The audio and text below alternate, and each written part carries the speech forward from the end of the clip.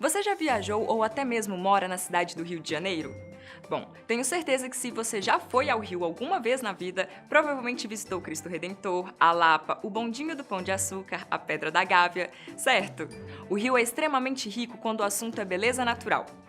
Mas espera, e se eu te falar que uma das atrações naturais mais famosas dessa cidade pode não ter surgido tão naturalmente assim? Você, por acaso, já ouviu falar sobre os fenícios que visitaram o Rio de Janeiro e que construíram monumentos por lá? Tá achando um absurdo o que eu tô falando? Bom, então você claramente não conhece a teoria que diz que a Pedra da Gávea é um túmulo de um antigo rei fenício. Eu sou a Karina Azevedo e hoje eu vou te contar um pouquinho mais sobre toda essa história aqui no Fatos Responde. Por que os humanos? Por que o arco-íris tem Por que o sete mel não cores? estraga? Por que o mar é azul? Porque o céu é azul.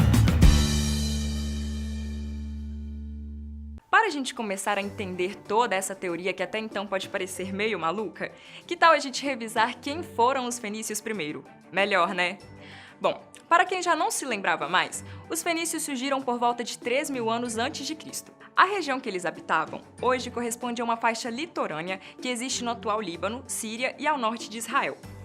Não sabemos ao certo até que ponto os fenícios se reconheciam como pertencentes ao mesmo povo, etnia e identidade, porque assim como na Grécia Antiga, eles se dividiam em pequenas cidades-estado, que tinham seus próprios líderes. Esses reis eram escolhidos através da decisão dos maiores e mais importantes comerciantes da região.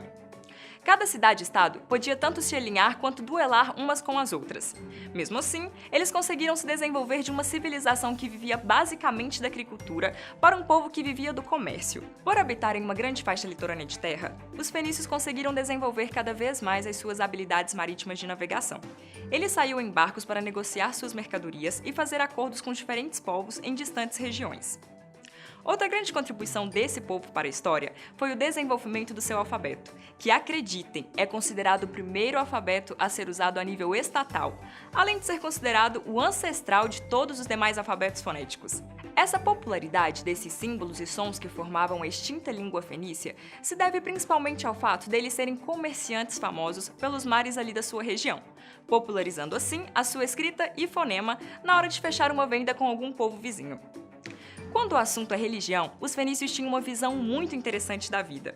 Eram politeístas, tinham vários deuses, mas as suas divindades, assim como os seus rituais, sempre estavam ligados de alguma forma com a natureza.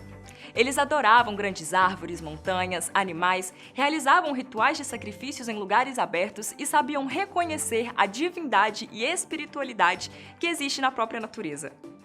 Agora que nós já sabemos quem eram os fenícios, eu preciso te contar que existe uma grande especulação que a famosa Pedra da Gávea seja nada mais, nada menos que o túmulo de um antigo rei fenício. Acontece que essa formação rochosa, que fica 842 metros acima do nível do mar, chamou a atenção de estudiosos do século XIX, quando algumas marcas gigantescas foram vistas nessa pedra e passou-se a especular que se tratava de inscrições.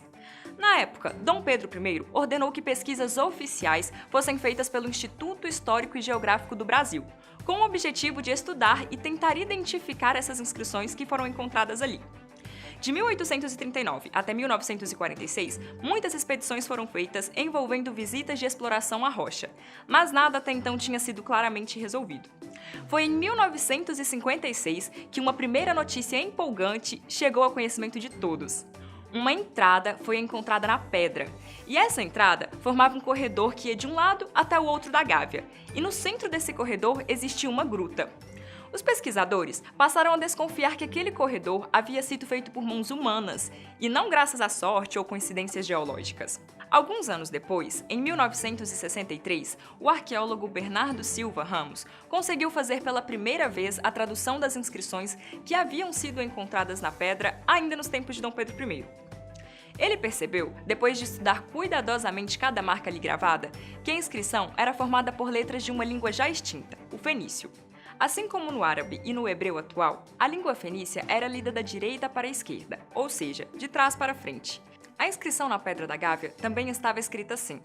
O professor conseguiu descobrir que a frase significava em português Tiro, Fenícia, Badesir, primogênito de Getibal. Meio maluco? Nem tanto. Foi aí que tudo realmente começou a fazer sentido, visto que Tiro foi uma das principais cidades-estados que existiu na Fenícia, e Badesir realmente era o primogênito do rei Getibal, e por isso também se tornou seu sucessor. Foi essa tradução que fez os arqueólogos começarem a especular que a Pedra da Gávea realmente poderia ser o túmulo de Badesir, que subiu ao trono de Tiro em 856 a.C. Mas para deixar claro, os arqueólogos não achavam que a Pedra da Gávea inteira era um túmulo, mas sim aquela formação rochosa que existe em cima da montanha. Essa formação, inclusive, tem um formato muito semelhante a de uma esfinge, assim como aquela que existe no Egito. Ela possui o rosto de um homem com olhos e nariz bem nítidos. Esse homem também usa uma espécie de chapéu que para muitos pode ser a representação de uma coroa.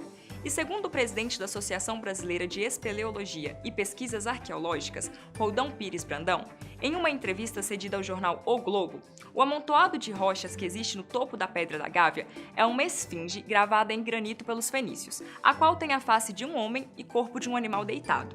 A cauda deve ter caído por causa da ação do tempo. A rocha, vista de longe, tem a grandeza dos monumentos faraônicos e reproduz, em um dos seus lados, a face severa de um patriarca. Mas esses não eram os únicos indícios de que os fenícios poderiam ter passado por terras tupiniquins. A pedra também possui um estranho recorde de 15 metros de altura e 2 metros de profundidade, que, assustadoramente, forma um quadrado simétrico. Para alguns que acreditam nessa teoria, essa poderia ser até mesmo uma porta de passagem para o interior do túmulo de Badesir. Outra descoberta interessante e que reforça a teoria de que esse povo já teria estado no Brasil muito antes dos portugueses foi a descoberta feita pelo arqueólogo americano Robert Frank Marx, que após se interessar sobre a teoria, decidiu procurar evidências de que povos pré-colombianos de outras nações estiveram no Brasil. Para isso, ele decidiu avaliar atenciosamente o fundo da Baía de Guanabara. O objetivo do pesquisador era encontrar algum vestígio de navio fenício, mas infelizmente embarcações afundadas não foram encontradas. Mas 3 ânforas fenícias foram. Ânforas, caso você não se lembre, são vasos que serviam para guardar água ou alimento. A explicação histórica que poderia solucionar como esses objetos foram parar ali nunca foi encontrada, mas a teoria da vinda dos fenícios para o Brasil há milhares de anos continua de pé.